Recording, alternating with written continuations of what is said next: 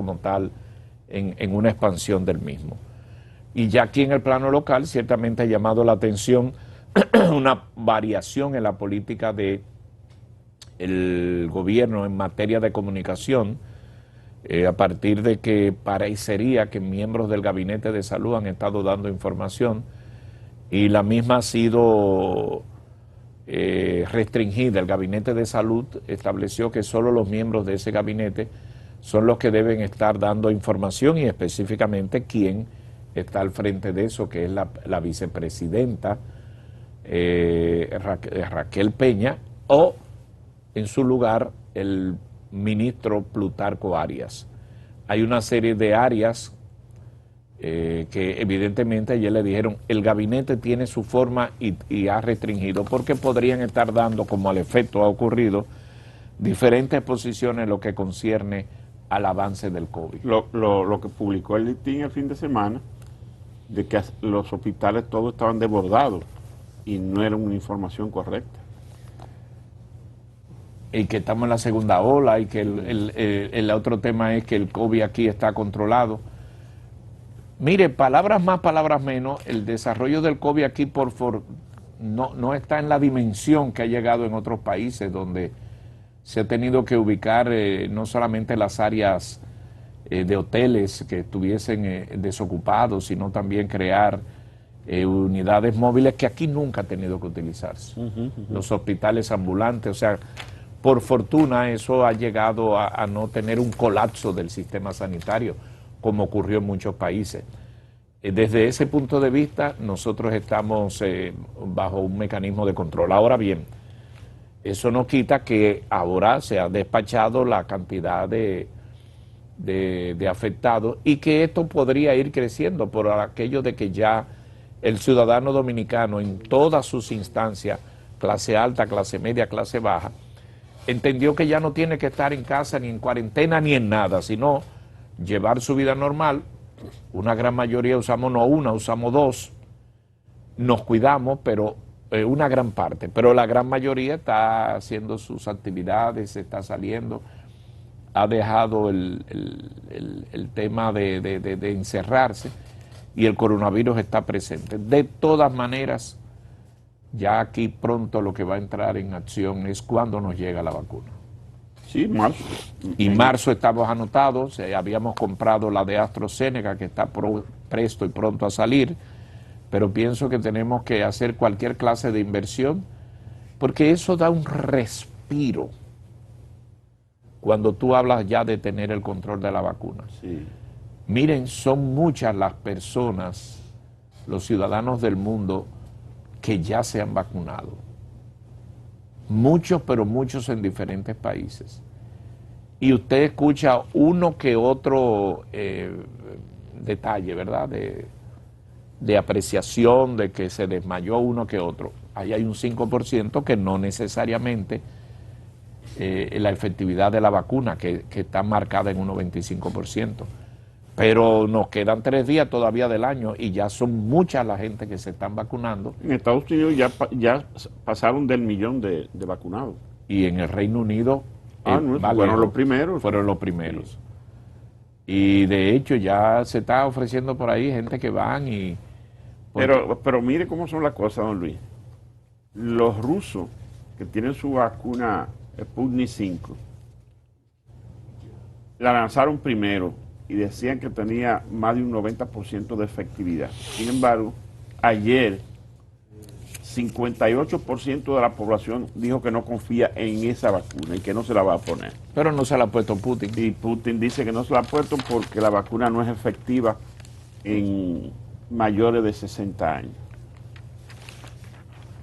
O sea, que tiene una debilidad la vacuna. Es que hay vacunas, a esa vacuna de Rusia le pasa como a muchos proyectos que cuando arrancan mal, eso siguió mal. Sí, no se enderezan. Fíjense que estas vacunas han requerido de las aprobaciones de organismos científicos muy rigurosos, que está en el Reino Unido y está en Estados Unidos, la FDA.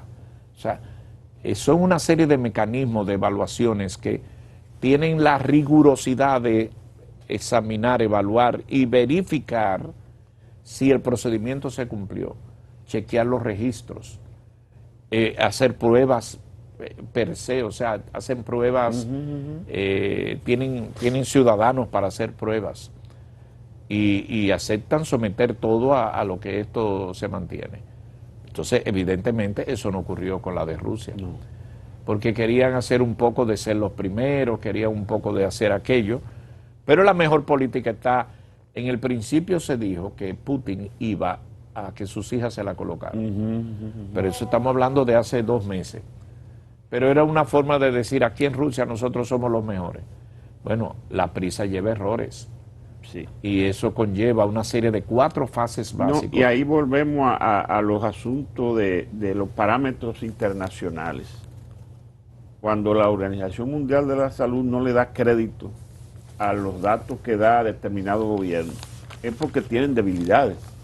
Por eso me refiero también a lo de Cuba y Corea del Norte. Esa gente no dice lo que tienen y cuando dicen una mentira. Bueno, entonces, para concluir con la información de ayer de la vicepresidenta Raquel Peña en la reunión del Gabinete de Salud, quedó claramente establecido que habrá una centralización de las informaciones sobre la situación del COVID en el país. Un poco de lo que había antes, que las informaciones estaban concentradas en Sánchez Cárdenas, que era el ministro de Salud. Ahora se ha resumido, girará alrededor de el Gabinete de Salud que coordina la vicepresidenta. La positividad ha subido aquí en el país a 31.42, no se notificaron muertes, pero establecieron ayer, a propósito de eso que usted señaló del reporte del Listín Diario, que en el caso de las camas UCI y los ventiladores, la disponibilidad aumenta significativamente. Dieron cantidades, dieron informaciones y establecieron que se hace imperativo no bajar la guardia y seguir con todo eso. No se puede. Aprovecho para, con mucha pena, compartir la información del cierre de actividades de una entidad que fue fundamental hace un tiempo, y es Movimet. Ah, sí. Movimet, una empresa que anunció ayer el cierre de sus operaciones este 1 de enero, es decir, que con el año, con el 20, se va Movimet. Se trató de la primera empresa de ambulancias privadas en el país, a tal punto que cuando tú tenías una situación de salud, tú cogías Movimet y Movimet llegaba. Sí, sí. Fue muy efectivo, obviamente es un servicio capitalino en la zona metropolitana, disponía de una red de ambulancias, servicios de laboratorios clínicos muy eficientes, que incluía el servicio a delivery, de llegar hasta tus residencias, y en definitiva... ¿El vampiro es de allá? El vampiro es de allá. Nos daba servicio aquí, pero el doctor Julito Báez, anunció ayer que luego de 25 años ininterrumpido de servicio, cesa de dar el transporte sanitario y atenciones Movimet. Que dicho sea de paso, en la propia nota explica una razón fundamental cuando Movimet comienza a bajar, y es la aparición del 911. Sí. Porque el 911 conllevó que tú no tuvieras que utilizar los servicios de Movimet. ¿Que son servicios privados? Así es, jóvenes, buenos días. Buenos días. Buenos días, don Dani, ¿cómo está? Esos son los cambios, es un servicio público muy eficiente, el del 911 o 911 como se le conoce universalmente. Y que se ha extendido ya al 80% del país. Tiene una cobertura de más de un 80% al día de hoy. Creo que esas son de las cosas buenas que nos han ocurrido. Pero mire, yo creo que vamos cerrando el año con una situación muy preocupante, que es la que ustedes comentaban. Esta información que da cuenta de que tenemos una positividad de un 31% en el caso del COVID-19, eso es alarmante. Al día de hoy es preocupante. El cambio radical que hace el gobierno, que hace el gabinete sanitario, hay un periódico, específicamente el periódico Hoy, que lo jerarquiza con una cuestión muy llamativa y titula el periódico hoy esa parte: sorprende que el gobierno varíe política de comunicación de epidemiología sobre el COVID. A esto le precede una información de la directora general de comunicación del gobierno, la señora Milagros Germán, pidiendo a los medios de comunicación que solo publiquen las informaciones oficiales que se suministren con respecto al COVID. Todo esto también tiene como precedente algo que nosotros observábamos ayer, ustedes lo recordarán, que el propio presidente de la República, supongo que preocupado por lo que entiende que está ocurriendo, retuitea a las 2 de la madrugada de ayer, 2 y 1 minuto de la madrugada, el presidente Luis Rodolfo Abinader Corona se encarga de retuitear un tuit que había emitido el Servicio Nacional de Salud a través de su director, el señor Mario Lama, precisando la cuestión que tiene que ver con las disponibilidades sanitarias en la región norte a partir de una información que se había publicado atribuida al Departamento de Relaciones Públicas del Hospital Cabral Ibáez de Santiago. Esto, para que la gente entienda qué es lo que está pasando, por qué se producen las cosas. Esto que se está produciendo ha tenido un escenario no cómodo para el gobierno, y digo yo, no cómodo para el país, porque el gobierno es transitorio, el gobierno se va dentro de un tiempo, hay 4 años de gobierno, pero el país es permanente, es eterno.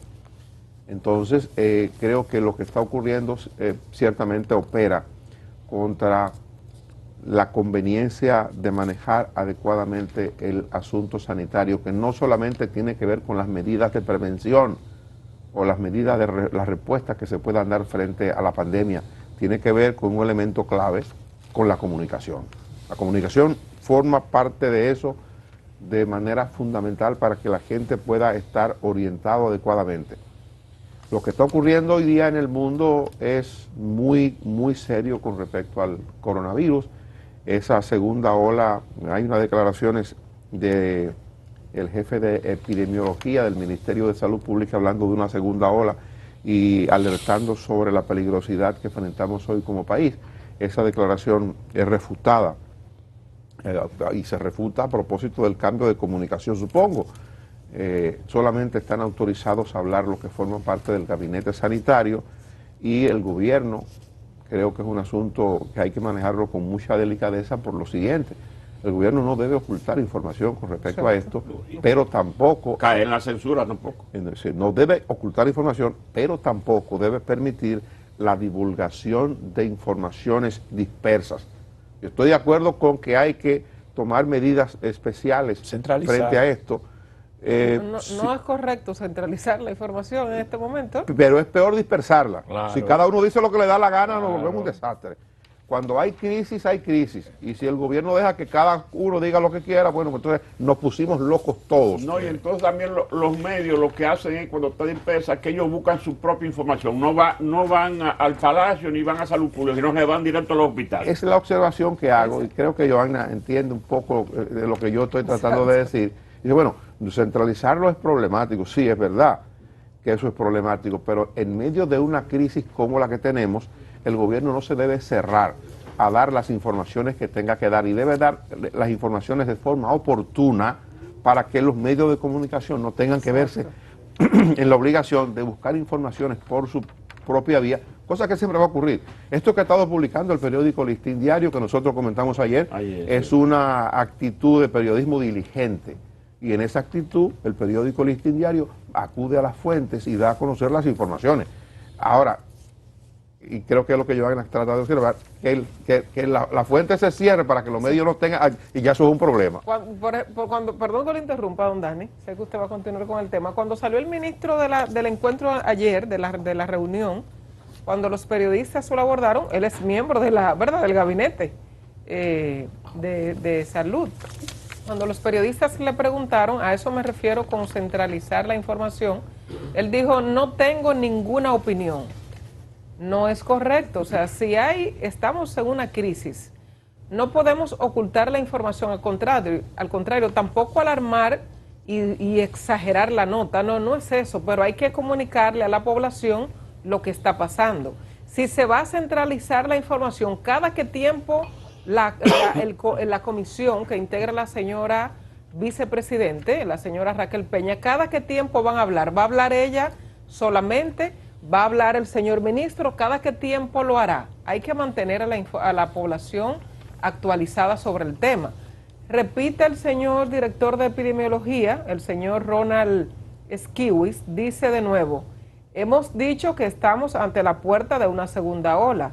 Sí estamos en una segunda ola, o sea, ratifica la información que había dicho, o sea, imagino que le llamarían la atención, que el señor ministro de Salud le llamaría la atención por esas declaraciones, pero no sé, como que tratar de, si la van a centralizar la información, entonces debe ser información constante y permitirle a los periodistas que pregunten, porque si usted me convoca una rueda de prensa al Palacio Nacional y solo va a ofrecer los detalles y no va a permitir, como ha pasado en algunos momentos, que los periodistas puedan preguntar, porque la idea es mantener a la población informada sobre lo que está pasando, nunca exagerar, pero la verdad que el comportamiento de muchos dominicanos en la calle hay que mantenerlo actualizado sobre lo que está pasando para que entiendan la gravedad de la situación. Nosotros pasamos de haber tenido durante varios meses, y creo que fue el único país en la región que mantuvo un 10% de positividad, a pasar a un 31%, es más del 100%. Entonces, creo que el tema es de preocupación, centralizar la información para darla cada qué tiempo. Eso fue lo que no me quedó claro de las declaraciones de la señora vicepresidente. Lo de centralizarlo lo entiendo, repito, por la crisis que hay. El gobierno tiene que tener el control de las informaciones que está suministrando, que tener el control, repito, no quiere decir mentir. Una observación interesante hace Giovanna, y es, aquí acostumbramos a dar informaciones diarias en un parte que daba el Ministerio de Salud Pública cuando nos atrapó la pandemia. Lo hacía el señor Sánchez Cárdenas, que era el ministro de Salud anterior en el gobierno del Partido de la Liberación Dominicana, y la gente veía al propio ministro dando las informaciones. Yo siempre creí, y es una observación que hacía Rubén Peralta, que ha estado dando un servicio excelente de comunicación y orientación desde Qatar, un dominicano médico de una gran reputación, y decía, ¿qué hace el ministro de Salud perdiendo tiempo con los medios de comunicación diarios donde debe estar gerenciando la crisis y dedicándose a otra cosa? Yo creo que era así. Creo que el ministro de Salud no tenía por qué involucrarse de manera personal a dar un boletín cuando lo podía dar el Departamento de Epidemiología y el ministro estar dedicándose a otros de los tantos asuntos, de los tantos frentes que tiene el Ministerio de Educación en su condición de rector del Sistema Sanitario Nacional. Entonces creo que igual ahora debería informarse la centralización que implica cada qué tiempo la población va a tener información.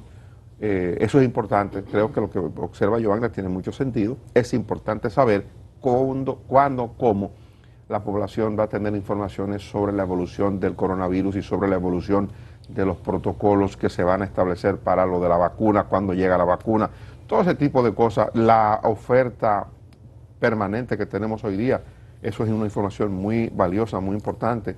En cuáles centros tenemos ofertas, cuántas unidades disponibles de UCI, unidades de cuidados intensivos tenemos abiertas, el tema de los ventiladores mecánicos, todo ese tipo de información son importantes y el gobierno debe estar presto a ofrecerla de la manera más transparente posible. Quisiera pensar que esto va a ocurrir, quiero pensar que la centralización, y esa parte la apoyo, la centralización tiene que ver con la adopción de una medida especial del gobierno para tener control. No puede dejar que esto ande disperso, ¿no? No me imagino yo que van a prohibir que en los hospitales se den informaciones de lo que está ocurriendo. Lo que está ocurriendo ocurre.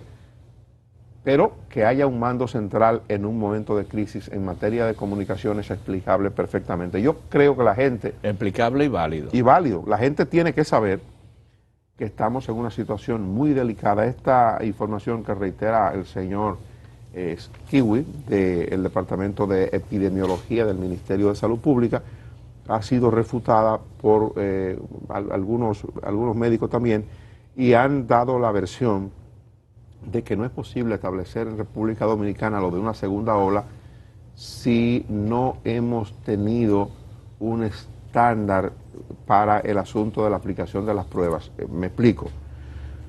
No es lo mismo decir que cuando hacemos 600 pruebas nos da tanto caso de positividad a cuando decimos hemos subido la cantidad de pruebas a 10.000, por ejemplo. Estoy poniendo números solamente para ejemplificar. Entonces, ciertamente aquí no hemos tenido un número estándar, quizás no sea fácil llegar a una conclusión, porque mientras más pruebas hacemos, y ese es el patrón que hemos observado, mientras más pruebas se hacen, mayor cantidad de casos detectamos. Entonces ya eso tendría que tener otra manera de analizarlo. Pero la verdad es que tenemos muchos casos de coronavirus, que eso de que hayamos elevado la positividad a un 31% es la más alta que hemos tenido desde que llegó la pandemia aquí en República Dominicana, desde el primer caso que se reportó en el mes de marzo. Y eso entonces nos obliga a todos, como ciudadanos, a extremar las medidas.